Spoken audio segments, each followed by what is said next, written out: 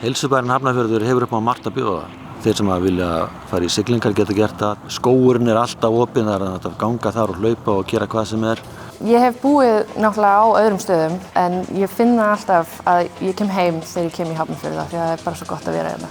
Það er mjög mikilvægt að sveitarfélögin styðji við sína íbúa og bæti lífsgæði þeirra með því að bjóða upp á þjónustu sem nú var verið að bjóða eldri borgurum hér í Hafnarfirði og það hefur reynst mjög vel.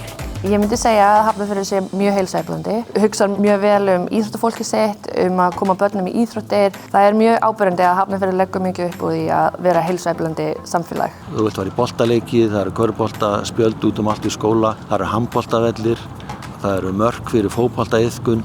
Þetta badina til dæmis að hjóla.